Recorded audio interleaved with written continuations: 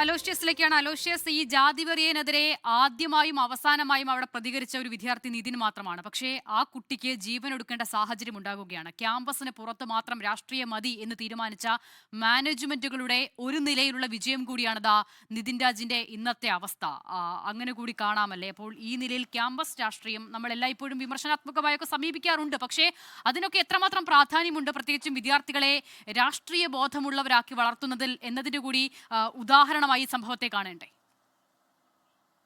ഹർഷിത, ഈ വിഷയം കേരളീയ പൊതുസമൂഹത്തിൻ്റെ കണ്ണ് തുറപ്പിക്കുന്ന ഒരു വിഷയം തന്നെയാണ്. കാരണം ഈ പറഞ്ഞ വിദ്യാർത്ഥി രാഷ്ട്രീയത്തിന് നിയമപരമായ പരിരക്ഷ നൽകി കേരളത്തിലെ മുഴുവൻ ക്യാമ്പസുകളിലും, അത് ഈ പറയുന്ന മാനേജ്മെൻറ്റ് സ്ഥാപനങ്ങളിലായിക്കോട്ടെ, സർക്കാർ ഇതര ക്യാമ്പസുകളിലും എല്ലാം നിയമത്തിൻ്റെതായിട്ടുള്ള പരിരക്ഷയോടുകൂടി വിദ്യാർത്ഥി സംഘടനാ പ്രവർത്തനം അനുവദിക്കപ്പെടണമെന്നാണ് KSUവിന് പറയാനുള്ളത്. കാരണം സ്വാഭാവികമായിട്ടും രാഷ്ട്രീയ സംഘടനകൾ, വിദ്യാർത്ഥി രാഷ്ട്രീയ സംഘടനകൾ കേരളത്തിലെ ക്യാമ്പസുകളിൽ സജീവമാകുമ്പോൾ ഇത്തരത്തിലുള്ള ജാതി വെറിയന്മാരെ, ജാതി കോമരങ്ങളെ തിരിച്ചറിഞ്ഞ് അവരെ തുറന്നു കാണിച്ചുകൊണ്ട് അവർക്കെതിരെ ശക്തമായിട്ടുള്ള പ്രതിഷേധവും പ്രതിരോധവും ഉയരുന്ന സാഹചര്യം ഉണ്ടാകും.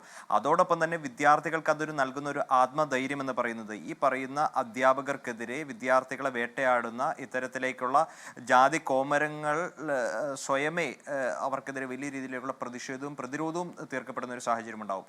അപ്പോൾ അതിനെതിരെയുള്ള ശക്തമായിട്ടുള്ള ഒരു നിലപാടുമായി തന്നെ KSU മുന്നോട്ട് പോകും. ഒപ്പം കേരളത്തിലെ ക്യാമ്പസുകളിൽ നിലവിൽ ഇത്തരത്തിലുള്ള അധ്യാപകരുണ്ട് എങ്കിൽ അവരെ തിരിച്ചറിയുന്നതിന് വേണ്ടിയിട്ട്, വിദ്യാർത്ഥികൾക്ക് ധൈര്യം പകരുന്നതിന് വേണ്ടിയിട്ട് ഒരു വലിയ ക്യാമ്പയിൻ ചർച്ച ചെയ്യുന്ന ഈ നിമിഷവും, പ്രതിഷേധങ്ങൾ ഉയർത്തുന്ന ഈ നിമിഷവും ആ അധ്യാപകൻ നിയമത്തിന് പുറത്താണ്.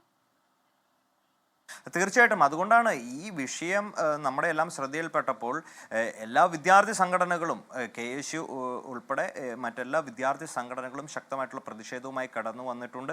ഈ അധ്യാപകനെതിരെ നിയമപരമായി ഏതറ്റം വരെ പോയി ഈ അധ്യാപകനെതിരെ ശക്തമായിട്ടുള്ള നടപടികൾ എടുപ്പിക്കുന്നതിൽ പ്രതിജ്ഞാബദ്ധമാണ് കേരളത്തിലെ വിദ്യാർത്ഥി സംഘടനകൾ. KSU അതിൽ മുൻപന്തിയിൽ ഉണ്ടാകുമെന്ന് പറയുകയാണ്. ഇനി ഇത്തരത്തിലുള്ള നിതിൻ രാജിനെ പോലുള്ള ഒരു വിദ്യാർത്ഥി കേരളത്തിലെ ക്യാമ്പസിൽ ഉണ്ടാകാൻ പാടില്ല, മരണത്തിന് കീഴ്പ്പെടാൻ പാടില്ല. ഇത്തരത്തിലേക്കുള്ള ഈ MK റാം എന്ന് പറയുന്ന അധ്യാപകന്മാരല്ല, ഇത്തരം അധ്യാപകർ എന്ന് പറഞ്ഞ് നിൽക്കുന്ന ആളുകളെ കേരളത്തിന്റെ പൊതുസമൂഹത്തിൽ തുറന്നു കാട്ടുന്ന ഒരു വലിയ ദൗത്യം ഒരു വിദ്യാർത്ഥി സംഘടന എന്ന നിലയിൽ ഞങ്ങൾ ഏറ്റെടുത്തു. റാം എന്ന ജാതിവെറിനെതിരെ ആദ്യമായി പ്രതികരിക്കേണ്ടി വന്ന നിതിന് ഇന്ന് ജീവൻ നഷ്ടപ്പെടേണ്ട സാഹചര്യമാണ് ഉണ്ടായത്.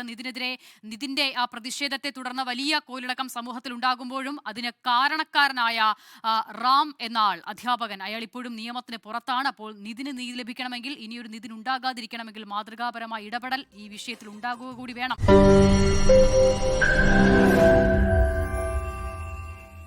ലോകത്തെവിടെയായാലും ഏത് സമയത്തും 24 വാർത്തകളും ഓഗ്മെന്റഡ് റിയാലിറ്റി പാക്കേജുകളും എക്സ്പ്ലെയിനറുകളും വിശദമായി കാണാൻ ഞങ്ങളുടെ YouTube ചാനൽ നിങ്ങൾക്ക് സബ്സ്ക്രൈബ് ചെയ്യാം.